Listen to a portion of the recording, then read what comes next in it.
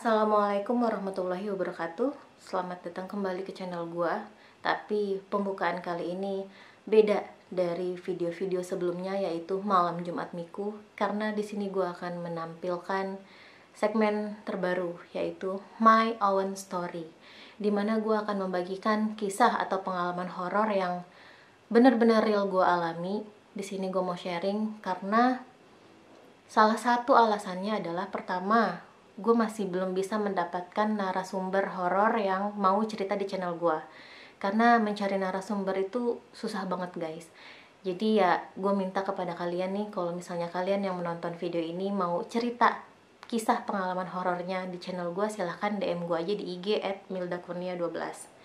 Dan kedua, gue gak mau berhenti produksi video di channel ini. Gue pengen tetap up to date gitu untuk cerita-cerita yang entah itu cerita orang atau cerita gue sendiri. Untuk itu gue bikin segmen ini dengan judul My Own Story. Dan sebelum masuk ke cerita, gue mau disclaimer dulu nih kepada kalian yang dengerin cerita gue ini, kalau gue ini bukan orang indigo. Gue cuma merasa gue memiliki sensitivitas terhadap hal-hal gaib. Tapi untuk tingkat kepekaannya gue gak tahu seberapa tinggi ya, karena terkadang gue melihat sosok mereka, terkadang juga yang enggak gitu sama sekali.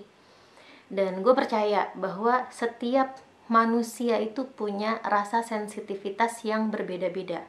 So, dengan cerita gue ini, gue gak menuntut kalian untuk percaya, tapi silahkan dinikmati aja sebagai asupan horor, dan silahkan didengarkan untuk kalian sambil beraktivitas, menyetir, dan lain sebagainya.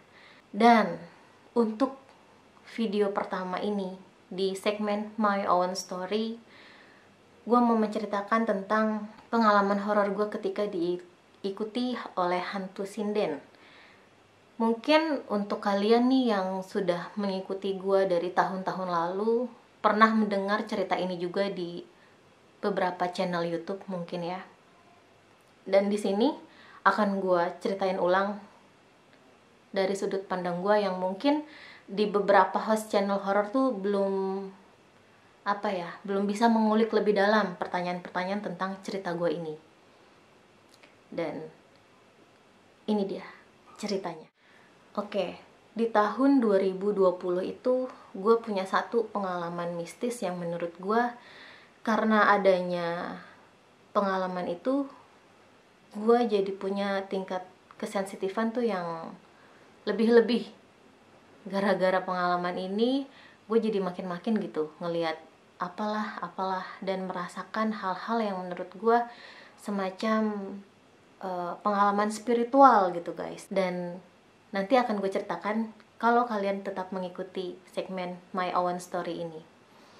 Oke, di tahun 2020 gue memang punya sedikit case horor dimana melibatkan kakak gue dan keponakan gue. Ini singkat cerita aja, dimana keponakan gue ini sempat mengalami kerasukan. Jadi dia badannya panas, sudah dipijit sama tukang pijit yang biasa mijit anak kecil gitu ya. Karena pada saat itu keponakan gue berusia 10 tahun atau kelas 4 atau 5 SD gitu. Dan dari informasi si tukang pijit ini, dia bilang kalau ponakan gue ini ketempelan. Cuman kan waktu itu kita belum tahu nih ciri-cirinya, kita masih mikir oh mungkin emang panas aja kali, tipes. Tapi ternyata tuh pas dipijit ya dia teriak gitu, dia teriak, dan suaranya itu bukan suara ponakan gue.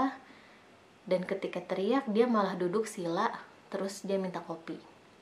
Dari keanehan ini akhirnya kita percayain nih, mau tidak mau percaya, karena memang kerasukannya nih udah yang benar-benar di luar nalar gitu ya, di luar logika. Ini bukan lagi keponakan gue yang seperti gue lihat pada umumnya. Sampai akhirnya gue punya temen, lebih tepatnya sih teman suami ya, punya kenalan lah terhadap orang-orang yang bisa dalam tanda kutip itu bisa memahami hal-hal dunia gaib atau spiritual gaib dan lain sebagainya. Untuk itu gue meminta tolong kepada mereka. Di sini kita tahu betul bahwa setiap orang yang paham terhadap hal-hal atau dunia gaib pasti memiliki metode-metode yang berbeda. Entah itu dia bisa menggunakan perantara seperti ya banyaklah macam perabotannya atau apa gitu ya. Tapi di sini metodenya adalah pertama dengan menggunakan air putih dikasih sedikit garam, kedua adalah mediumisasi, di mana mediumisasi ini dilakukan untuk mengulik sebenarnya nih apa yang terjadi, kenapa bisa menempel si gaib ini dan lain sebagainya. Gue nggak bisa jelasin secara detail bagaimana proses mediumisasinya. Intinya di situ kita ada melakukan interaksi dengan perantara si mediator. Ya dari situ ketahuan lah ternyata dia sosok dari belakang rumah bokap nyokap gue. Memang itu ada kebun juga, dan dari situ diminta baik-baik untuk tidak mengikuti keponakan kakak gue lagi. Setelah kasus itu selesai, beberapa hari kemudian, di sini gue mendapatkan mimpi yang menurut gue cukup aneh dan belum pernah gue alami sebelumnya. Dimana tiba-tiba gue berada di suatu rumah yang mana dia memiliki tembok anyaman bambu, kemudian dia punya lampu apa ya kalau kita sebutnya sekarang ya, lampu lampion ya, yang pakai apa, bukan bola kaca, yang pakai kaca terus dalamnya api. Kalau gua dulu itu nyebutnya lampu semprong, karena memang lampu itu ada di zaman-zaman dahulu, yang lampu minyak gitu, yang dibakar tapi dia di bawahnya itu ada minyaknya.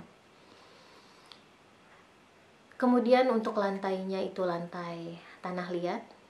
Di situ posisi gue sedang menyapu di ruang tengah pakai sapu lidi yang panjang. Dan ketika gue melihat lurus ke depan, jadi gue nyapu di ruang tengah, terus ada ruangan lagi, lorong gitu ya. Itu ada satu bangku rotan, sedang diduduki oleh sosok pria. Dia berciri-ciri berbadan gempal atau gemuk, kulitnya hitam. Dia cuma pakai apa ya, kayak kaos tank top gitu yang warna putih. Terus dia pakai sarung di bawahnya, dan dia itu duduk tegap sambil natap mata gue gitu, kayak bener-bener tatapan matanya ini galak, garang, dan serem menurut gue serem.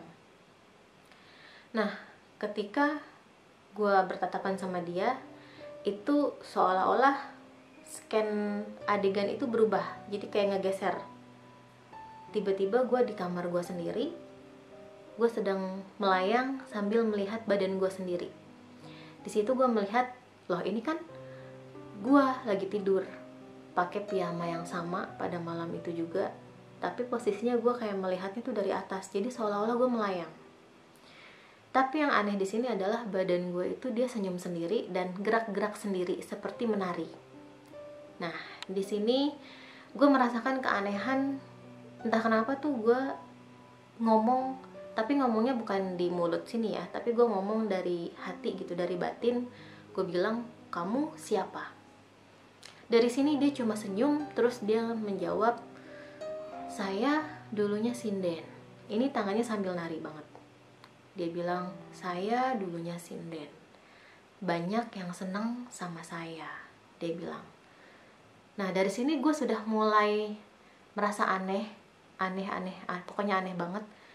Akhirnya gue cut sebisa mungkin, gue bangun. Mau ini mimpi atau sejenisnya, gue nggak tahu, atau yang mungkin psikolog bilang itu sleep paralysis lah, atau apalah. Gue cuma mengharuskan diri untuk gue bangun saat itu. Gue harus bangun karena gue sudah merasa ini aneh. Akhirnya bangun. Ketika bangun tuh posisi udah pagi, udah jam 7 atau jam 6 pagi gitu ya. Dan itu degup jantung tuh cepet, dep dep dep dep dep. Biasanya kan kita mimpi, ya udah mimpi biasa aja, pas bangun biasa gitu ya. Tapi ketika dapetin mimpi ini, itu degup jantung, wah, detaknya luar biasa kencang. Ini gue nggak tahu nih, ada yang bilang itu perjalanan spiritual, entah gue dibawa ke masa lalu atau dia sedang bercerita, dan itu menimbulkan efek psikis di gue, yaitu dengan debar jantung tuh detaknya kencang banget. Karena gue nggak paham hal-hal ini, untuk kalian yang paham silahkan komen di kolom komentar. Kalau gue sih open aja, gue bebas, diskusi bebas gitu ya. Karena memang rasanya seru untuk mendiskusikan sesuatu yang gaib dan kita masukkan secara logika gitu. Setelah mimpi tersebut, seharian gue tidak menemukan jawaban. Itu gue anggap bunga tidur, guys. Itu benar-benar gue anggap bunga tidur. Nah, setelahnya, di hari setelahnya, ini ada kejadian yang menurut gue cukup aneh, tapi relate nih sama yang gue alami sebelumnya. Jadi kan sebelumnya tuh gue cerita ya sama suami, kalau nih aku dapat mimpi kayak gini-gini nih, yang udah itu mah cuma bunga tidur doang. Ya sudah, bunga tidur. Nah, malam setelahnya, biasanya kan gue tuh kalau bangun alarm tuh jam 4 ya, jam 4. Terus gue mulai lagi alarm jam 5. Seterusnya tuh jam 5.30. Tapi ini ketika jam 4 itu alarm sudah bunyi, dibarengi dengan suara gerakan-gerakan di kasur. Kalian pasti yang sudah suami istri bisa paham nih cerita gue nih, karena ketika kita sedang tidur tuh terus di samping kita gerak-gerak tuh kasur kan ikut gerak juga. Pasti ingat dong. Nah, gue lihat handphone sambil mata sayup-sayup gitu ya, agak-agak merem. Oh, masih jam 4 nih, alarm jam 4. Dan gue ngedengar suami gue gerak-gerak. Di situ gue bilang, yang masih subuh, tidur aja lagi. Karena subuh itu pada saat itu jam 4:30-an lah. Kemudian nyala lagi nih alarm jam 5. Oke, kita bangun. Dan ternyata suami gue ini dia bengong. Terus ketika gue tanya, kamu kenapa pagi-pagi bengong? Dia bilang, sebenarnya jam 4 itu aku dengar alarm, tapi tangan aku gerak sendiri, jadi kayak nari gitu, kata suami gue nih.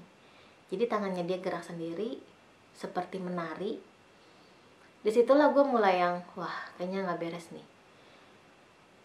Ini relate banget, entah ya suami gue tersuges atau apa, tapi biasanya dia orang yang cuek, yang bodo amat lah sama hal-hal kayak gitu.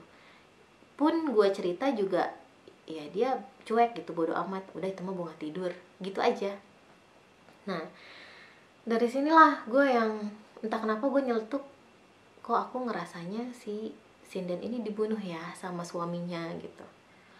Enggak kali, ini kali hantu-hantu yang datang gitu ketika mediumisasi untuk mengatasi kasus keponakan gue itu yang kerasukan. Iya sih, bisa jadi sih, tapi ini udah nih gak beres. Karena posisi waktu itu gue takut banget, sumpah. Gue belum pernah seumur-umur mengalami kejadian seperti itu. Gue udah feeling ini gue diikutin nih, cuman gue gak tahu maksudnya apa. Balik lagi, karena gue belum paham. Sampai akhirnya nih kita diskusi lah. Gue sama suami gue diskusi dan akhirnya sepakat pulang kerja itu mau datang ke rumah temennya suami gue nih, karena memang dia paham hal-hal seperti itu kan. Pulang kerja kita sampai di rumah temennya. Di pertengahan gue cerita, belum sampai gue cerita yang pendapat gue ini atau tebakan gue adalah si sindennya ini dibunuh suaminya. Belum sampai cerita di situ, ini temennya suami gue udah langsung yang bilang dibunuh suaminya ya Mil. Wah itu gila sih.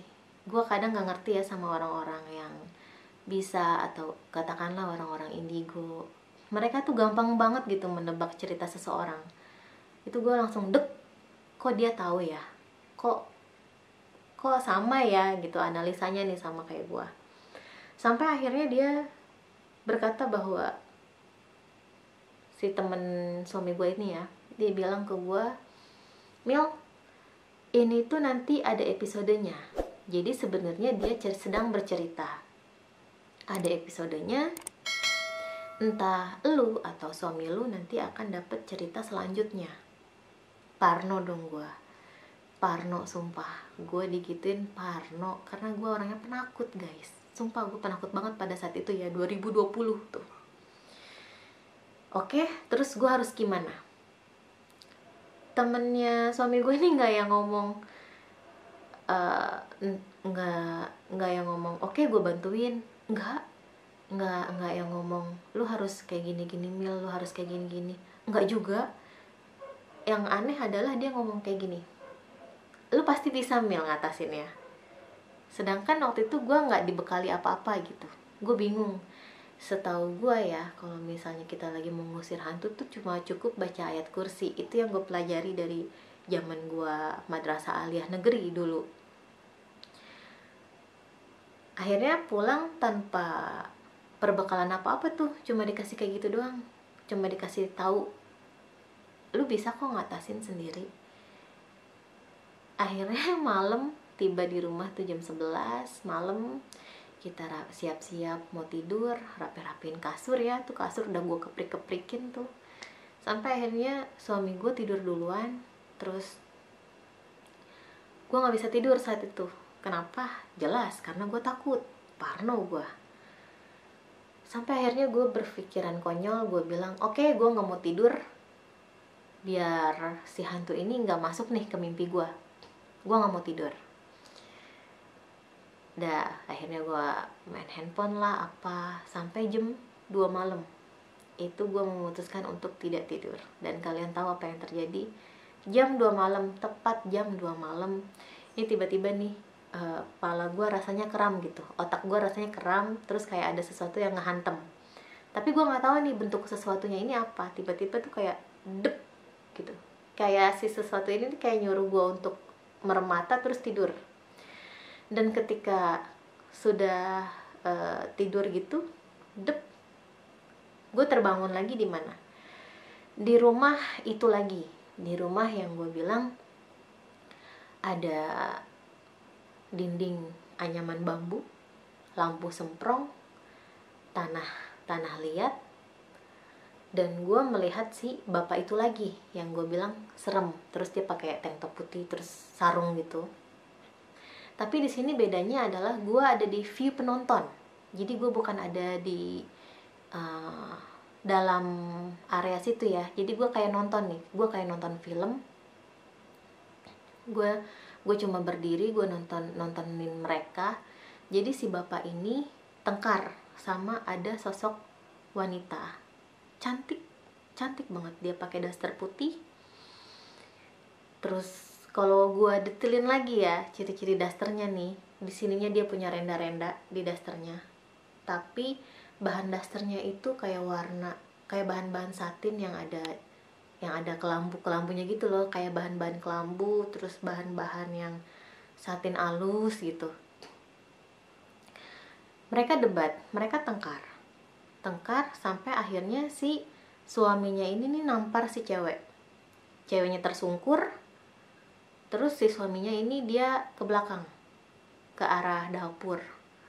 Tiba-tiba dia balik lagi bawa tali, dan itu talinya tali kapal. Kalian tahu kan tali kapal yang diameternya tuh gede banget, yang kayak tali jangkar gitu, kayak tali tambang yang diameternya gede banget. Nah si suami ini melilitkan tali kapal itu ke leher si entah ya, mungkin istrinya kali ya, leher si cewek ini, yang akhirnya terus ditarik, yang mana menyebabkan lehernya bagian sini tuh ketarik. Terus dia jadi sesak nafas, dia nggak bisa nafas, dia ngeronta-ronta, tapi tetap ditarik terus diseret ke arah dapur, yang mana di dapur itu juga ada pintu keluar. Ketika melihat adegan ini, gue merasa ini gue sudah melihat adegan pembunuhan. Gue melihat adegan pembunuhan yang gue juga nggak kuat untuk ngelihatnya. Gue berasa ngeri, gue berasa takut, sampai akhirnya nih gue teriak. Gue nggak bisa teriak pakai mulut gue langsung, tapi gue teriak, bener-bener teriak di dalam hati. Gue bilang stop, cukup, berhenti, tolong, gue minta tolong banget, ini berhenti. Gue takut, gue belum siap, gue bingung gue harus kayak gimana. Semuanya pokoknya gue utarain. Siapapun kamu yang sedang bercerita atau memberikan cerita, tolong berhenti. Itu gue sambil nangis ya, sambil sesugukan. Karena apa? Gue belum siap, gue juga bingung harus bagaimana, gue takut, gue ngeri. Ya pokoknya intinya gue nggak tahu lah saat itu gue harus bagaimana. Ya sudah, tiba-tiba adegan itu terhenti nih. Gue terbangun di jam 4 subuh, lagi-lagi jam 4 subuh. Itu gue terbangun kondisi gue udah yang keringet dingin, terus gue udah yang nangis sesugukan, terus gue juga udah noel suami gue gitu ya, narik baju suami gue bilang tolong, gue bilang, gue minta tolong. Ya sudah, sampai akhirnya suami gue ini bangun, dia kaget ngeliat gue nangis terus keringet dingin separah itu. Dia cuma bilang, kamu istighfar, baca ayat kursi, istighfar. Sudah kan, itu akhirnya gue bisa tidur lagi tuh jam 5. Dan itu gak nyenyak banget. Gue tidur jam 5, bangun jam 6, benar-benar kurang tidur. Nah, di saat jam 6 ini lagi siap-siap pakai baju, entah kenapa gue pengen banget ngebatin, gue bilang, siapapun kamu yang mengirim cerita atau yang menceritakan masa lalu kamu atau apa, atau entah dia tujuannya minta tolong ya atau bagaimana, gue bilang maaf, saya nggak bisa bantu, apa-apa, saya bukan orang yang bisa dan paham gaib. Jadi kalau misalnya mau minta tolong, silahkan ke teman-teman saya yang memang mengerti akan hal-hal itu, saya cuma bisa doain aja. Nah, setelah itu ajaibnya, beberapa hari kemudian tuh hal-hal itu nggak terjadi lagi. Jadi gue udah gitu, lega, tenang. Dan akhirnya gue bilang ke temen gue lewat WhatsApp gitu ya, temennya suami gue maksudnya. Gue bilang, Jai, gue dapetin lagi episode keduanya. Jadi gue dapetin lagi mimpi itu, cerita itu.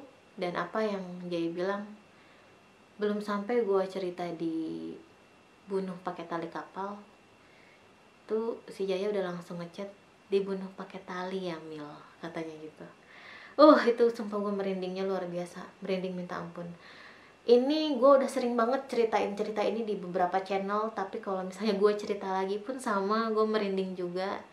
Karena mungkin waktu itu gue bener-bener yang takutnya luar biasa ya, parah lah pokoknya. Iya, gue bilang.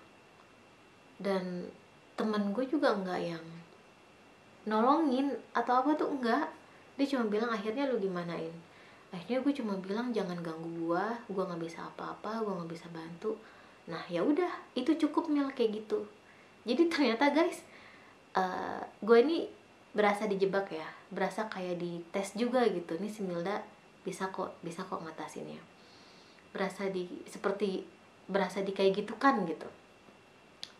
Yang mana gue pun baru paham, ternyata kaum gaib itu juga sama kayak kita ngomong apa juga mereka paham, mereka ngerti, cuma memang beda dimensinya aja. Jadi ketika kita ngomong, udah berhenti, stop, jangan kayak gini, mereka stop. Terus ketika gue ngomong, udah jangan ganggu gue capek, gue gak bisa tidur, apa segala macem, gue gak bisa bantu lu, ya lu minta tolong aja sama orang-orang yang paham, yang bisa. Itu gak ada lagi tuh gangguan. Mereka gak ganggu, dia ya, khususnya dia gak ganggu lagi. Entah ya, kalau hantu-hantu yang tetap jahil gitu gue nggak ngerti sih. Alhamdulillah belum pernah ketemu yang ngeyel. Sekalinya ketemu juga bentukannya ya yang umumnya ditakuti warga Indonesia lah, itu ngeyel tuh sumpah. Nah akhirnya ya udah, gue main ceritanya sama circle-nya teman suami gue ini. Ternyata mereka bisa nih guys, paham sama dunia-dunia gaib. Ketika gue menceritakan ke salah satu teman gue tadi, ketika gue menceritakan ke salah satu teman suami gue tadi, yang gue bilang Jai, itu temennya ada yang ngomong, dibunuh pakai tali kapal ya Mil. Tuh gue langsung, wah ini lagi-lagi gue udah ketebak nih, ini pasti si Jai cerita ya bang. Enggak, dia nggak cerita apa-apa katanya gitu. Jadi ya udahlah, dari situ gue paham lah, emang mereka paham gaib, mungkin mereka bisa juga, jadinya mereka ngerti dan tahu gitu alur cerita gue. Sampai akhirnya ya udah di situ gue diajarkan atau gue dinasehati tentang dunia gaib lah. Yang mana kan gue awalnya orang awam nih, gue nggak tahu apa-apa.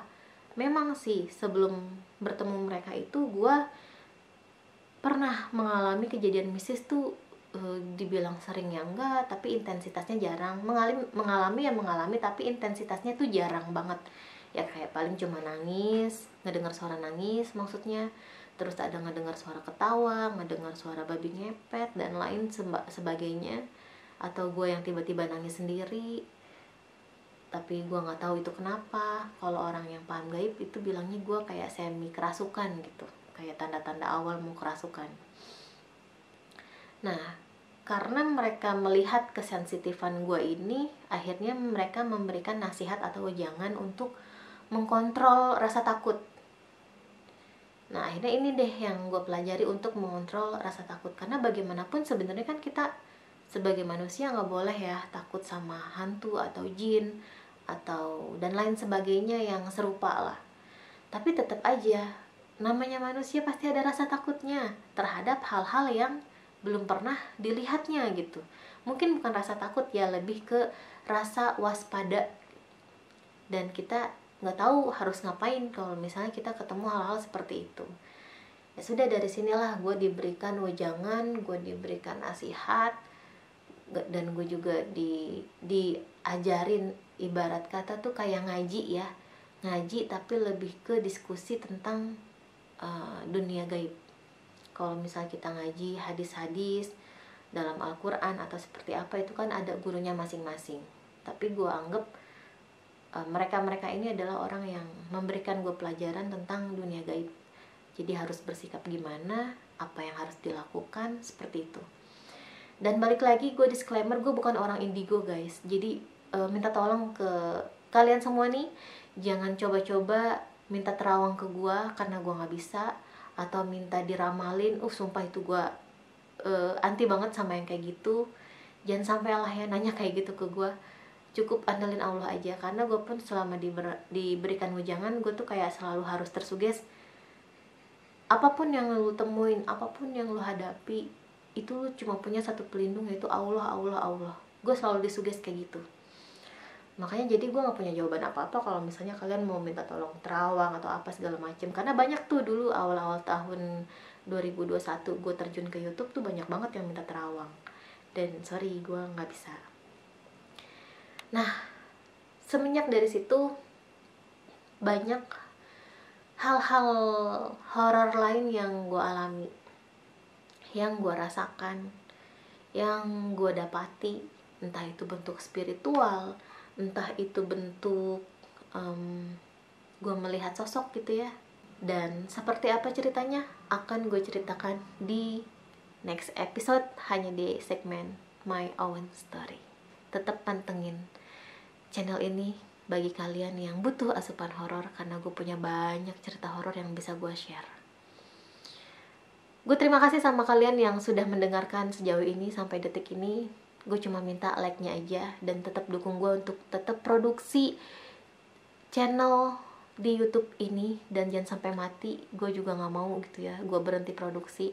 Yang penting gue memberikan asupan-asupan horor, karena memang setelah melalui sekian perjalanan gue tuh ketemunya horor-horor terus gitu. Jadi ya sudah, gue tuangkan di sini aja. Dan sebenarnya gue sudah menuangkan juga di Spotify dengan channel Cerita Miku dalam kurung horor. Tapi ya ternyata nggak jalan guys, karena terkadang gue males gitu cerita sendiri.